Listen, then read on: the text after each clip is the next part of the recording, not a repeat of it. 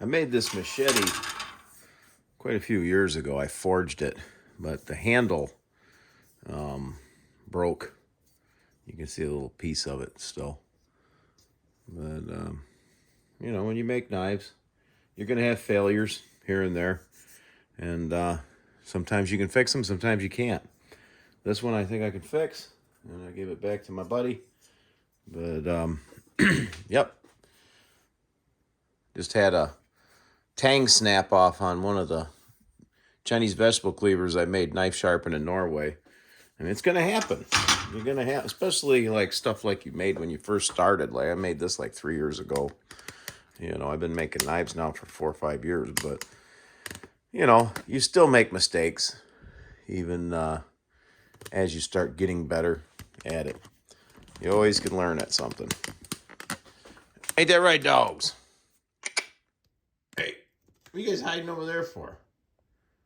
I see you.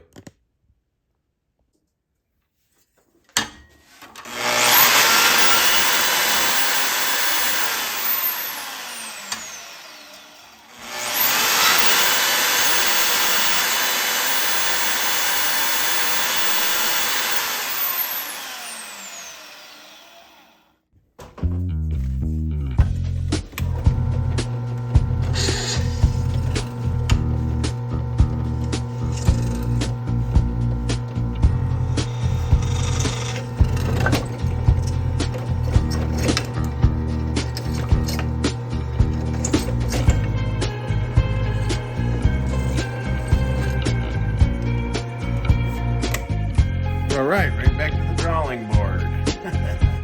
All right, so what I'm kind of thinking is I'm going to make this a little bit smaller, and then I'm going to make a handle using a 3-piece method with a bunch of pins.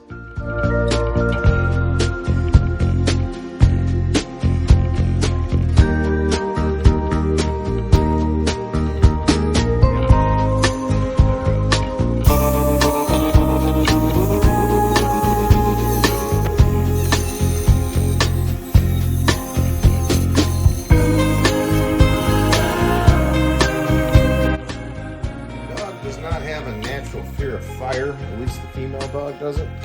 So I gotta watch her. She'll stick her face right in the sparks. But right now I'm gonna temper the tang back just a little bit because hard tangs.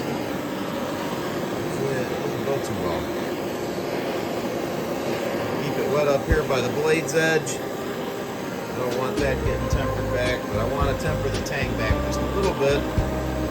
I'm going to rely on pinging the pins and G-Flex glue and the strong micarta with what metal we have here to Sally, get back. It's fire. Fire's not good for you. Get back, and that will make the handle much stronger. No, make it bigger too. All right, now that I tempered it back a little bit, I'd like to drill another hole in it, a couple holes. See if that's even possible. This is 1075, a tough steel. See if I got it tempered back. Having a hard tang ain't always a good thing.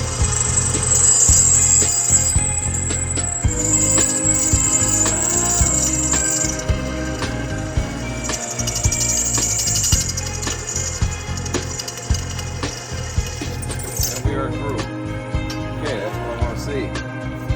Drill a hole through the tank. Let me put the blade on this side, that'd be a little smarter. See if I can drill a hole through the front now. This is just going to be for glue to get through on one side or the other. I'm only going to put 3 pins in it. A little extra glue ain't a bad thing. Like I'm going to get a hole through this part too. Got it. Alright. I'll just make some little divot marks. I made this, you know, like I said, 4 years ago or so, 3-4 years ago. Your skills improve over time. So if anybody you made a knife for, if they ever have an issue with one of your knives or something happens, which it happens, just fix it for them. No big deal. Knife sharpener in Norway, one day maybe he'll send me his cleaver back, and I can make that handle better than ever. All right. Okay, if you can't get through it with a regular bit, you can always get these masonry bits and they'll punch a hole through it. I wanted to make that a 1/4 inch. Okay, now I'm just going to clean this thing up on the grinder a little bit. Oh, this thing is... Yeah!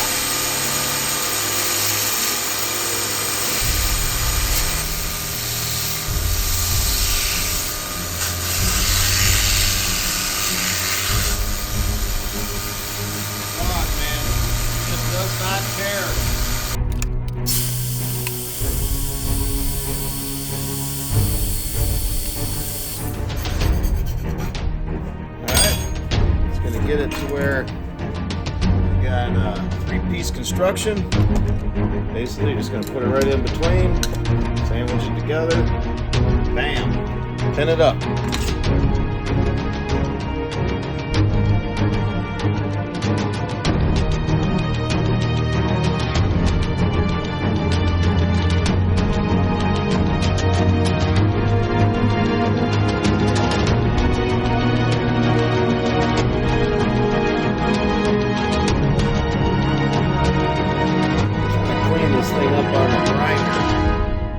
Steel's hard up here. I can't file it, so it's not very easy to get it all nice and square and straight on a grinder. I don't like doing guards, but it's gonna look better. Yeah, that spit coming out of my mouth. All right, actually, there. All right. Yep, don't like doing guards, but it's going to make it better. It's just made a easy job hard. You know, I really do like and enjoy knife making, but I think the better you get at it, what ends up happening is you know the moves, you know what order things should take, you know how fast things should take, how long it should take.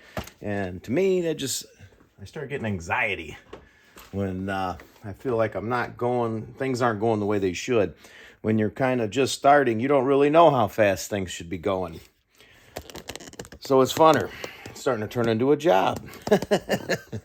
And that's what I don't want it to do. And that's pretty much the main reason I really don't charge money for knives and stuff like that and get all into that side of things, because I was afraid I would lose interest in the trade, you know. This is 416 stainless. Got it from Admiral Steel. It's real nice for guards. Real easy. Real malleable. It's like a mild steel that's stainless. Just watch how nice this thing drills. Now that I got the little holes, I'll drill the big hole. It's like butter. Look at that. Whoop, right through it.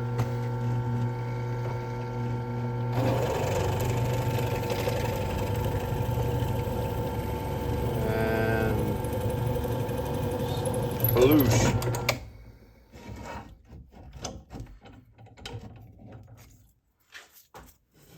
Do the rest with a file. Let's try the one with the little, it's got like a metal thing on the end of it.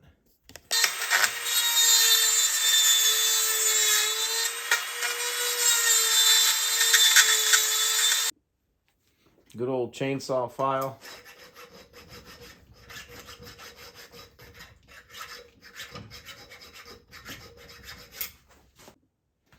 Okay, so we're almost there. Here's where we take our time. So it's good to always use the same size thickness file. You know,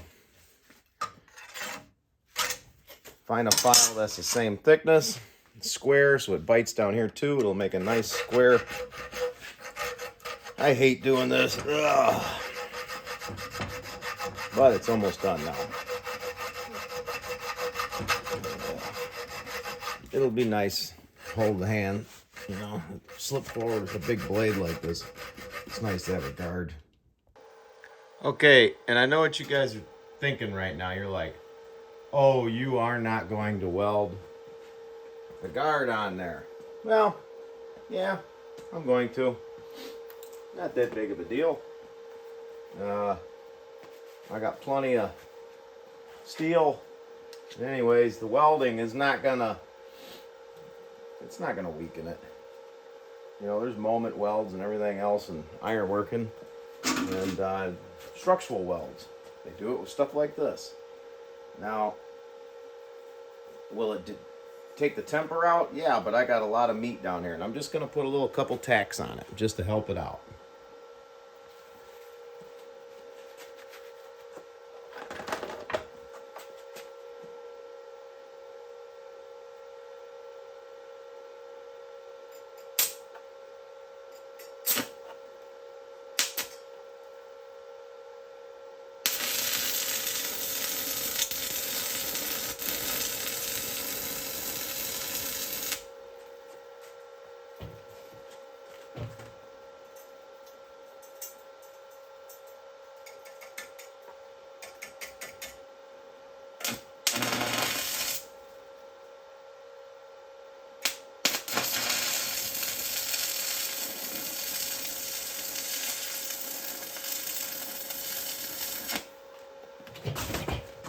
That's it, folks. No more, no less. Keep my blade cool by the edge. You can kind of see where it's working up, but I really don't mind it being softer down here. Alright, on to gluing. I'm going to use G-Flex. Alright, G-Flex will make up for any shortcomings I'm doing on this process. It's one of the best epoxies you can get for knife making. I have not had any problems out of it. It flexes. It's not as brittle as like JB Weld. JB Weld, yeah, it's stronger, but just like knives, just because something's harder, you know, makes it more brittle. JB Weld, you know, has no flex. This stuff is better for a knife application. Yeah, it seems like when something goes south on a build, like I'm doing right now, it never goes good. Like, there's just one problem after another that I'm facing. It's not going smooth. It's best to do it right the first time. Screw it up once, and then you're chasing your tail the rest of the time. And that's kind of what's happening with me in this machete. The machete from hell. I'll never make another machete. These ain't very fun. Maybe one day, I don't know. But not anytime soon. I'll stick with my little kitchen knives. They're a lot easier. You can blast them out. They're fun. You know, that's pretty much all it comes down to, right? Okay, I'm just gonna let her sit there overnight and hit it in the morning.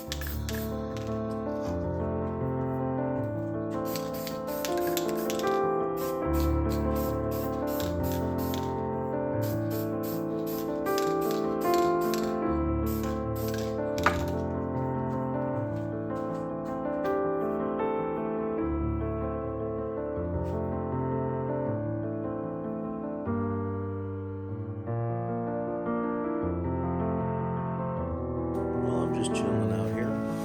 Got my homemade wine. The wine is for the guy. This knife is for the guy that made me the wine. No point in sharpening this thing.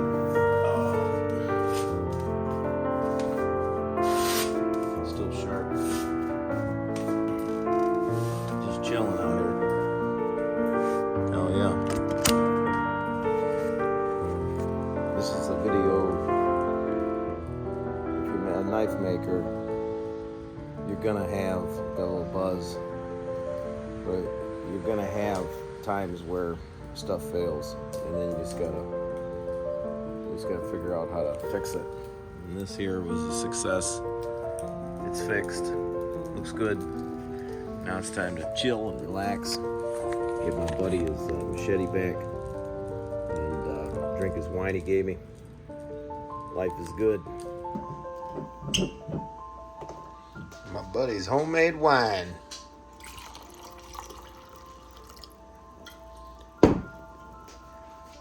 All right. See ya.